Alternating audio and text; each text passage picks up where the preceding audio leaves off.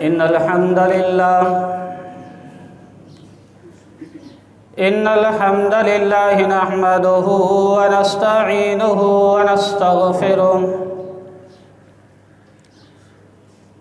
ونعوذ بالله من شرور أنفسنا ومن سيئات أعمالنا من يهده الله فلا مضل له ومن يضلل فلا هادي له أشهد أن لا إله إلا الله وأشهد أن محمدًا عبده ورسوله أما بعد فإن خير الحديث كتاب الله وخير الهدي هدي محمد صلى الله عليه وسلم وشر الأمور محدثاتها فإن كل محدثة بدعة وكل بدعة ضلالة وكل ضلالة في النار. قال الله سبحانه وتعالى في القرآن المجيد والفرقان الحميد: أعوذ بالله السميع العليم من الشيطان الرجيم. بسم الله الرحمن الرحيم.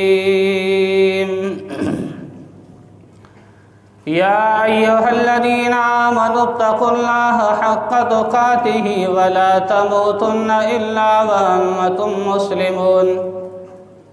يا أيها الناس اتقوا ربكم الذي خلقكم من نفس واحدة وخلق منها زوجها وبث منهما رجالا كثيرا ونساء واتقوا الله الذي تساءلون به والأرحام إن الله كان عليكم رقيبا. يا أيها الذين آمنوا اتقوا الله وقولوا قولا سديدا يصلح لكم أعمالكم ويغفر لكم ذنوبكم ومن يطع الله ورسوله فقد فاز فوزا عظيما. اللهم صل على محمد وعلى آل محمد كما صليت على إبراهيم وعلى آل إبراهيم إنك حميد مجيد. اللهم بارك على محمد وعلى آل محمد كما باركت على إبراهيم وعلى آل إبراهيم إنك حميد مجيد.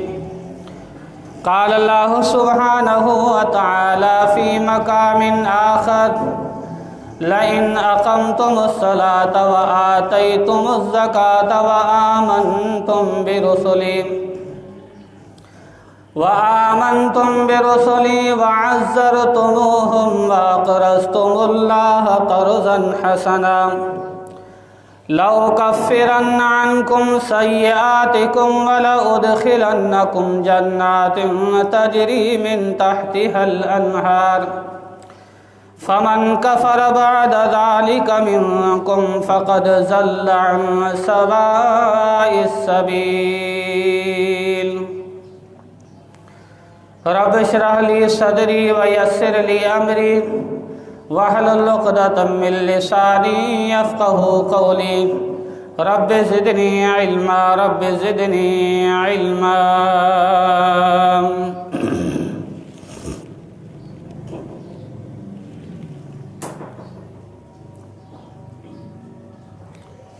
اللہ کی بندگی، اللہ کی عبادت، جس مقصد کے تحت مالک ذوالجلال والاکرام نے مجھے اور آپ کو پیدا فرمایا، اس فریضے کی ادائیگی نماز، اس حوالے سے آج کا یہ دوسرا جمعہ ہے۔ نماز وہ عظیم رکن ہے جس رکن کی فرضیت اور اس تحفے کو دینے کے لیے اللہ تعالیٰ نے اپنے پیارے محبوب محمد الرسول اللہ صلی اللہ علیہ وسلم کو ساتوں آسمانوں پر بلا کر امت محمدیہ کے لیے یہ عظیم تحفہ عنایت فرمایا۔ بقایا ارکان کا ایک ٹائم ہے، نماز کا بھی ٹائم ہے، لیکن بقایا ارکان کا ٹائم بہت ہی لمبا ہے۔ زکوٰۃ کی فرضیت سال کے بعد آتی ہے، روزوں کی فرضیت سال کے بعد آتی ہے، بیت اللہ کے دیدار کی یعنی حج بیت اللہ کا باری سال کے بعد آتی ہے، بلکہ زندگی میں ایک مرتبہ اگر حج فرض ادا کر دیا جائے تو اس سے فریضہ ثابت ہو جاتا ہے، ادا ہو جاتا ہے۔ لیکن نماز وہ عظیم فریضہ ہے جو دن اور رات کے اندر 5 مرتبہ یہ بندہ اپنے رب کو سجدے کر کے راضی کر لیتا ہے۔ عزیز بھائیو، یہ نماز وہ عظیم فریضہ ہے۔ دنیا کے اندر انسان کتنا غمگین کیوں نہ ہو، کتنا پریشان کیوں نہ ہو، چاہے اس کو دلی سکون نہ ملے، چاہے اسی کو گھریلو سکون نہ ملے، لیکن اگر وہ انسان اللہ کے گھر کا رخ کرتا ہے، نمازوں کی پابندی کرتا ہے، نمازوں کی حفاظت کرتا ہے، یقیناً وہ انسان اس دھرتی پہ رہنے والا ایک کامیاب ترین انسان ہے۔ وہ اللہ کا محبوب ترین بندہ ہے جس نے اللہ رب العالمین کے اس حق کی پاسداری کی کہ جس مقصد کے لیے مجھے اور آپ کو میرے رب نے پیدا فرمایا ہے کہ اے انسانوں، میں نے تمہیں اپنی عبادت کے لیے پیدا کیا ہے۔ اگر اللہ کے مقصد کو ہم نے بھلا دیا، اللہ کی قدر نہ کی، پھر اللہ رب العالمین سے کامیابی لینے کی ہم سوچے بھی نہیں۔ نماز کے حکم کے حوالے سے جتنے احکام آئے، چاہے اس کا حکم توحید سے منسلک کیوں نہ ہو، چاہے وہ حکم زکوٰۃ سے ہو، چاہے بیت اللہ کا حج ہو، تمام احکامات اس زمین پر محمد الرسول اللہ صلی اللہ علیہ وسلم پر نازل ہوئے، لیکن نماز کا حکم آسمانوں پر نازل ہوا، تحفے کی شکل میں اللہ کے نبی صلی اللہ علیہ وسلم کو اللہ نے عطا فرمایا۔ امام بخاری رحمہ اللہ نے کتاب الصلاۃ کے اندر اس حدیث کو نقل کیا ہے، لمبی حدیث ہے معراج کے واقعے کے حوالے سے۔ اللہ کے نبی نے فرمایا کہ ففرض اللہ عز وجل علی امتی 50 صلاۃً، کہ اللہ تعالیٰ نے میری امت پر 50 نمازیں فرض کی تھیں۔ جب میری ملاقات اللہ تعالیٰ سے ہوئی تو رب العالمین نے 50 نمازیں میری امت فرض کی تھی۔ فرجعت الی موسیٰ، جب میں موسیٰ علیہ السلام کے پاس آیا، یعنی چھٹے آسمان پر واپس لوٹا، چھٹے آسمان پر موسیٰ علیہ السلام سے جب میری ملاقات ہوئی تو موسیٰ علیہ السلام نے پوچھا، اللہ کے رسول، آپ کی امت کے لیے اللہ تعالیٰ نے کیا تحفہ عنایت کیا ہے؟ نبی صلی اللہ علیہ وسلم نے فرمایا کہ موسیٰ، اللہ تعالیٰ نے میری امت پر 50 نمازیں فرض کی ہیں۔ موسیٰ علیہ السلام نے کہا کہ ارجع الی ربک فاسألہ التخفیف فإن امتک لا یطیقون ذلک۔ اللہ کے رسول صلی اللہ علیہ وسلم، آپ اللہ کی طرف لوٹ کر جائیں اور ان نمازوں میں کمی کروائیں، آپ کی امت 50 نمازیں نہیں پڑھ سکتی۔ فإنی بلغت علی بنی اسرائیل، کیونکہ میں قوم بنی اسرائیل کی طرف سے آزمایا گیا ہوں، ان پر 2 نمازیں فرض تھی، انہوں نے اس کی پاسداری نہیں کی۔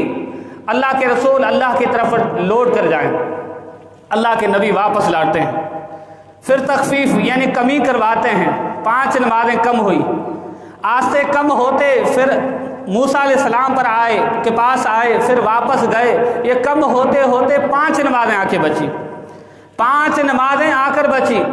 اللہ رب العالمین نے فرمایا کہ یا محمد صلی اللہ علیہ وسلم، انہن 5 صلوات کل یوم و لیلہ لکل صلاۃ عشر کہ اللہ کے رسول صلی اللہ علیہ وسلم دن اور رات کے اندر یہ 5 نمازیں تیری اور تیری امت کے اوپر ہم نے فرض کی ہیں، ہر نماز کے بدلے میں 10 نمازوں کا انہیں اجر عطا کیا جائے گا، ہے یہ 5 وہی 50، یعنی 50 نمازوں کا اجر 5 نمازوں کے بدلے میں اللہ تعالیٰ عطا کرے گا۔ کتنا بڑا اجر ہے اور کتنے بڑے خیر سے یہ انسانیت محروم ہے۔ دیکھیں آج اللہ کے گھر ویران ہیں، ویران۔ اللہ کے گھروں میں جب نمازوں کا وقت ہو آپ جا کر مسجدوں کا موازنہ کریں تو مسجدیں خالی نظر آتی ہیں، مسجدیں خالی نظر آتے ہیں۔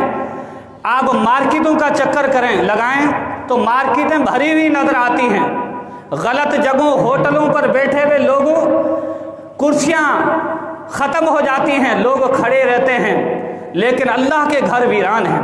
کیا وجہ ہے؟ ہم مسلمان ہیں، اس کے باوجود ہم نمازوں کی پابندی ہم نہیں کرتے۔ یہ بلانے والا بیچارہ بار بار بلاتا ہے کہ تمہاری کامیابی اس نماز کے اندر رکھی ہے، اس کے باوجود بھی ہم نے اس کو کامیابی نہیں سمجھا۔ اور اللہ نے کتنا بڑا اجر رکھا ہے، ایک انسان دن اور رات کے اندر 5 نمازیں پابندی سے ادا کرے، 5 نمازوں کی حفاظت کرے، اللہ رب العالمین اسے 50 نمازوں کا اجر و ثواب عطا کرتا ہے۔ کتنا بڑا اجر ہے، اور جو ان کی حفاظت نہیں کرتا وہ کتنے بڑے خیر سے محروم ہے، کتنی بڑی بھلائی سے محروم ہے۔ اللہ رب العالمین نے گناہوں کی معافی اور جنت الفردوس کا وعدہ کیا ہے ان لوگوں کے لیے جو لوگ نمازیں پڑھتے ہیں۔ کن کے لیے؟ جو لوگ نمازیں پڑھتے ہیں، ایک ان کی دنیا کی زندگی میں جو گناہ سرزد ہو جاتے ہیں، اس نماز کی وجہ سے اس کے گناہ معاف ہو جائیں گے، اور ان لوگوں کو اللہ رب العالمین جنت کا وعدہ اللہ تعالیٰ کا ہے کہ تمہیں جنت کے اندر میں داخل کروں گا اس نماز کے بدلے کے اندر۔ جس جنت کی ہر انسان کو تلاش ہے، ہر انسان کو فکر ہے، لیکن اس فکر کے ہونے سے پہلے کچھ کرنا پڑتا ہے، فکر لگانے سے پہلے کچھ کرنا پڑتا ہے۔ وہ ہم نے کیا کیا ہے؟ اس نماز کی کتنی پاسداری کی ہے۔ اللہ رب العالمین کا فرمان ہے، سورہ مائدہ کی 12 نمبر آیت ہے، لَإِنْ أَقَمْتُمُ الصَّلَاةَ وَآتَيْتُمُ الزَّكَاةَ، فرمایا کہ اے اس دھرتی پر رہنے والے انسانوں، لَإِنْ أَقَمْتُمُ الصَّلَاةَ، اگر تم نے نماز کی پاسداری کی، نمازوں کی حفاظت کی، نمازوں کی پابندی کی، نمازیں تم پڑھتے رہے، وَآتَيْتُمُ الزَّكَاةَ، اور جب تمہارے پر زکوٰۃ فرض ہو جائے تو اللہ کا یہ حق سمجھ کر تم نے زکوٰۃ کی ادائیگی کرتے رہے، وَآمَنْتُمْ بِرُسُلِي، اور میرے رسول جتنے آئے ہیں ان پر تمہارا ایمان ہو، وَعَزَّرْتُمُوهُمْ، اور ان کی مدد اور ان کی نصرت کے اندر لگے رہے، ان کی مدد کے اندر لگے رہے۔ اللہ رب العالمین نے فرمایا کہ وَأَقْرَضْتُمُ اللَّهَ قَرْضًا حَسَنًا، اللہ رب العالمین کو بہترین قرض دیتے رہے۔ اللہ کو کیا قرض؟ اللہ کو تو قرض کی ضرورت نہیں ہے، یعنی ہم جو نمازیں پڑھتے ہیں اس کا نعم البدل اللہ اور عظیم عطا کرے گا ہمیں اس بدلے میں، یہ قرض ہے۔ اور آگے فرمائے کہ لَأُكَفِّرَنَّ عَنْكُمْ سَيِّئَاتِكُمْ، اگر یہ نمازیں پڑھتے رہے، اگر تم زکوٰۃ دیتے رہے، رسولوں پر تمہارا ایمان ہو، اللہ کے رسول اللہ رب العالمین نے فرمایا کہ لَأُكَفِّرَنَّ عَنْكُمْ سَيِّئَاتِكُمْ، تمہارے گناہوں کو میں مٹا دوں گا، دور کر دوں گا، تمہارے گناہ ختم ہو جائیں گے ان نمازوں اور زکوٰۃوں کی وجہ سے، تمہارے گناہ ختم کر دیے جائیں گے۔ فرمایا کہ وَلَأُدْخِلَنَّكُمْ جَنَّاتٍ تَجْرِي مِن تَحْتِهَا الْأَنْهَارُ، اور تمہیں ان باغات میں داخل کیا جائے گا جن باغات کے نیچے نہریں بہہ رہی ہوں گی۔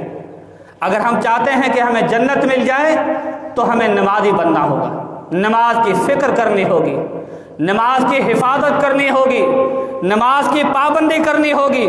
اللہ رب العالمین کا فرمان ہے إِلَّا الْمُصَلِّينَ الَّذِينَ هُمْ عَلَى صَلَاتِهِمْ دَائِمُونَ، فرمایا کہ وہ نمازی جو نمازوں میں ہمیشگی کرتے ہیں، ہمیشہ نمازیں پڑھتے ہیں، 5 وقتی نماز پابندی سے ادا کرنے والے ہیں۔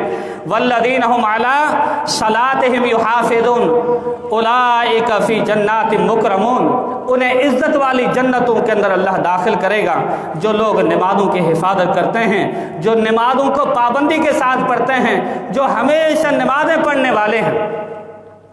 اللہ تعالیٰ کا قرآن اٹھا کر دیکھیں، قرآن مجید کے اندر اللہ تعالیٰ نے بے جان نماز کے حوالے سے آیتیں بیان فرمائی ہیں۔ کتنی مرتبہ اللہ تعالیٰ نے ذکر کیا ہے اسے نماز کا، کتنی مرتبہ اللہ تعالیٰ نے سورہ مومنون کے اندر مومنوں کی صفات بیان فرمائی ہے۔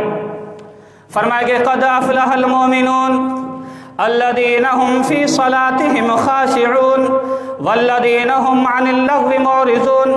فرمایا کہ تحقیق وہ لوگ کامیاب ہو گئے، کامیابی اور کامرانی ان لوگوں کے حصے کے اندر اللہ رب العالمین نے ڈال دی ہے۔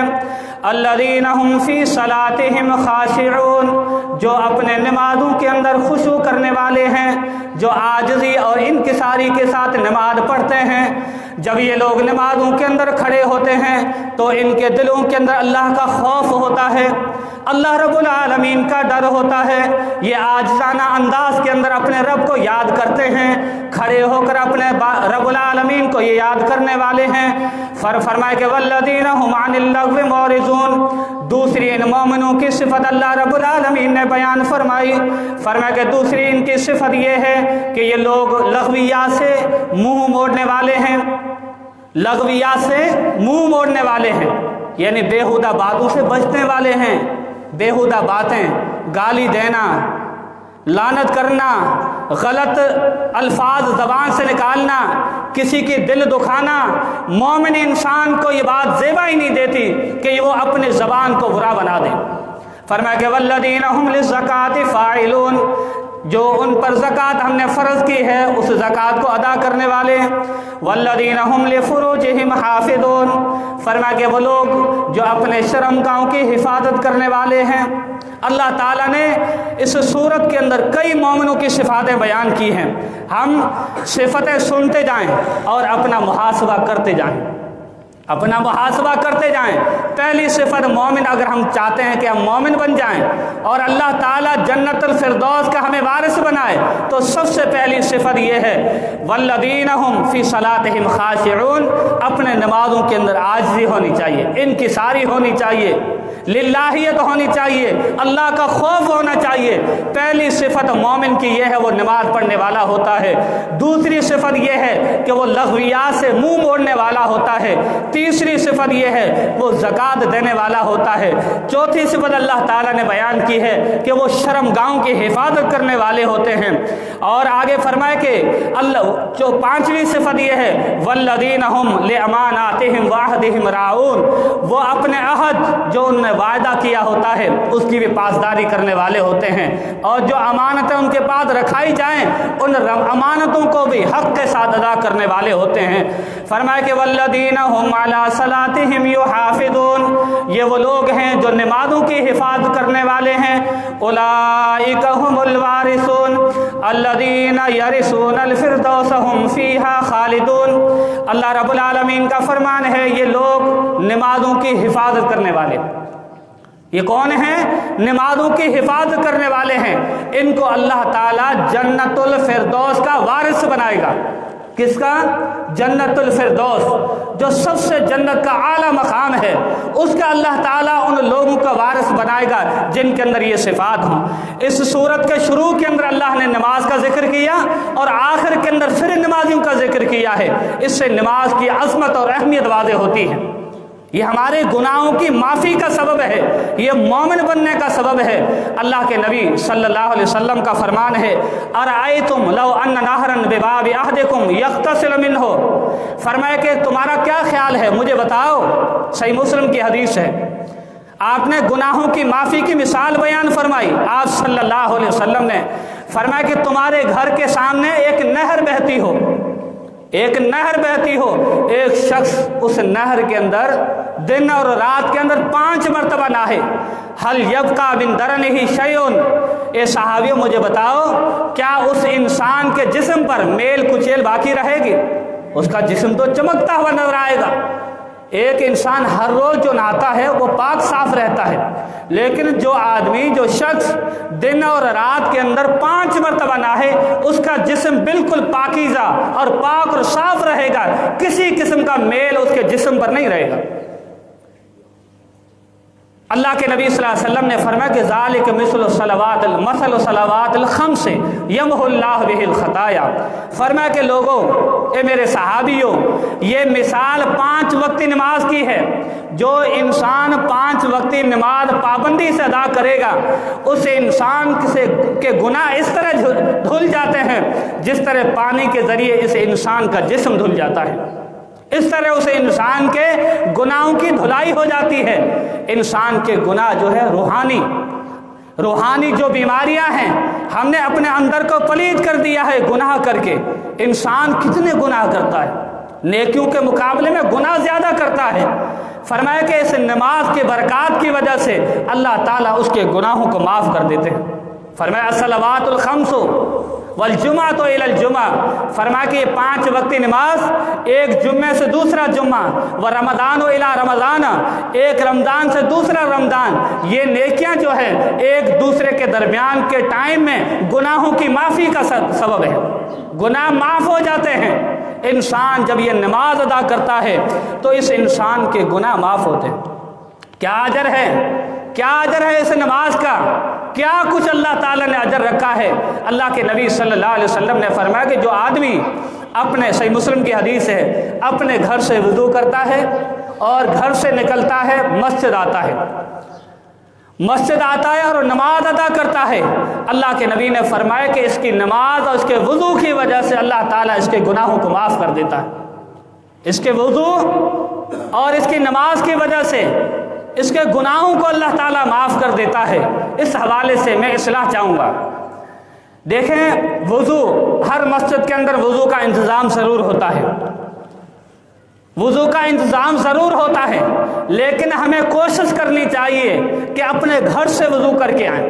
اپنے دکان پر اگر سہولت موجود ہے تو اپنے دکان سے وضو کر کے آئیں تاکہ اجر کے انبار ہم جمع کر سکیں، اور جن نیکیوں کا اجر بیان کیا گیا ہے اس کا گھر سے وضو کرنے والے کا ذکر ہے۔ اللہ کے نبی نے فرمایا کہ جو آدمی، صحیح مسلم کی حدیث، صحیح بخاری کی روایت ہے، فرمایا کہ جو آدمی اپنے گھر سے وضو کرتا ہے اور وہاں سے نکلتا ہے، اس کے ہر قدم پر ایک نیکی ملتی ہے، ہر قدم پر ایک گناہ معاف ہوتا ہے۔ اور یہ آدمی جب مسجد کے اندر آتا ہے اور پھر نماز کا انتظار کرتا ہے، امام کا انتظار کرتا ہے، فرض نماز کا انتظار کرتا ہے، فرمایا کہ بھلے وہ مسجد کے اندر بیٹھا رہے لیکن اس کا اجر لکھا جا رہا ہے۔ کون سا اجر؟ کہ وہ گویا کہ نماز پڑھ رہا ہے، نمازی والا اجر لکھا جا رہا ہے، حالانکہ کہاں بیٹھے ہیں۔ اس کے مقابلے میں ہم اپنے گھر میں بیٹھے ہوں، اپنے کاروبار میں بیٹھے ہوں، ہمیں اجر نہیں ملے گا۔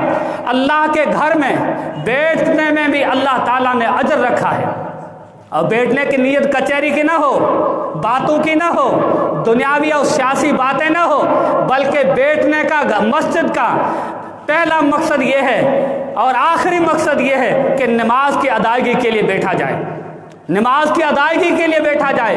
اس حدیث کے اندر اللہ کے نبی نے فرمایا کہ یہ نماز کا انتظار کرتا ہے تو کیا ہوتا ہے؟